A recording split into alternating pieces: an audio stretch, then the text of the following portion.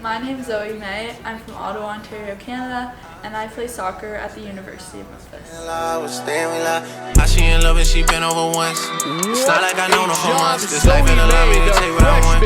It's not like I know what I want. It's not like I know what I need. I get some time, but it's I had a really good childhood in Ottawa. So I started playing soccer when I was like 4, and I played Timbits just like Becca. And my family wasn't into soccer like at all. Like none of my families ever played soccer. We were more of like a baseball kind of family. But anyways, I started soccer just because like all my friends were doing it. And I also was playing hockey for like, I was really into hockey. My family was also into hockey. And then I just kind of kept going up, like became like more competitive, you know, went into competitive soccer.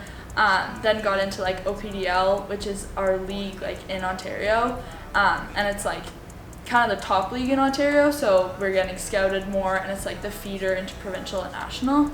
So I went into that, and when I was going into that, it was like it's really time consuming, and so I had to choose between soccer and hockey. And at the time it was actually like it was a big deal, I guess, because I was really into hockey, but I don't know, I just loved soccer more, I guess. And so I chose soccer, and from there I played in OPDL for like years. I made the provincial team. I was on it for 2 years before like COVID happened and it wasn't a thing. And then yeah, I also like did other sports when I was younger. I did like triathlons. My family did triathlons. My dad did like the Ironman. My mom ran marathons. So like I don't know, we did a lot of sports when I was young, but ultimately I just focused on soccer, and then I built up to where I am today.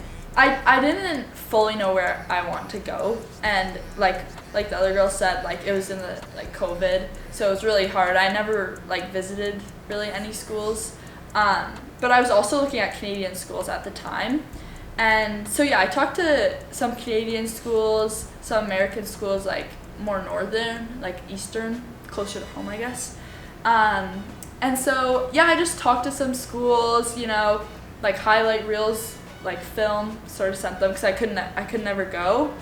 And then I actually committed to UBC before I came here, but it was a really good experience. Like the team's really good, you know, the school's really good, but like after I committed, there was just this like gut feeling that I was like, I wasn't fully satisfied. Like my dream has always been to go to the States. Like why would I sort of like give up on that, like settle on that, because like I'd regret it in the future. And so I had to do the really tough thing of calling the UBC coach and just being like, sorry, like it's been awesome, he's a great coach, like, but I can't follow through, like I'm decommitting, because at the end of the day I want something like else. And so I did that, and then I went to Tracy, the coach that had been with me sort of through the whole process, and I told her, I was like, well, like I want to go to the States, like what really should I do? I'm kind of like stuck right now.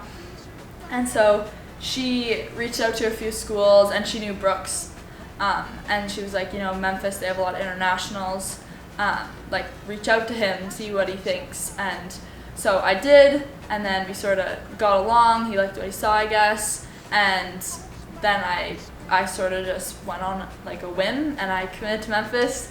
Didn't know anyone, didn't visit, but I was like, I guess this is my shot, like I'm just gonna take it, and so far it's worked out, so yeah. It was a really big mix of emotions. Like it was a long drive. It was like over 20 hours. So it was a lot of time to like think and like sort of let it like settle in. Like every kilometer or like whatever, like mile that we drive, like I'm not going back. So it was hard, honestly. Like we were at the border for like 8 hours trying to like get across, like get my like visa, whatever, my F1 that I needed, like, and so it was like tiring in that sense, and like it was just weird, like it just felt like, oh my god, I'm in America, like what the heck, like how am I here, like it was really crazy, but it was really cool. And then once we finally arrived in Memphis, I don't know. I was like, once again, I was overwhelmed, but I was like, I mean, I can't go home now, so I'm just gonna give it my best shot, and this is it. And yeah, so it was good, but I was stressed, I was scared, I was sad, but I was also like, oh, like this is like what I've dreamed of. Like I'm excited. Like let's do it.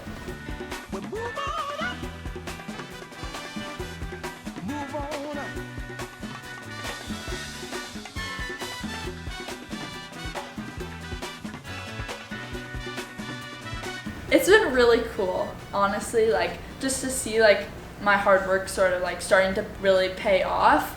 I feel like I've been like really grateful in that I've had like quite a few opportunities as a freshman to like play. And so like I'm so grateful for that, and it's also just like really rewarding at the end of the day to see that like this has worked out. It could have gone really badly, really, like it could have, but it didn't, and like I feel like going out of your comfort zone like actually was like a really good thing for me. And so soccer wise, I feel like this season as a team has gone like a little rough in some ways, but like we're starting to build, we're starting to speed up again, and I think as an individual I've like grown a lot, and I'm just like grateful for all the experiences I've had today.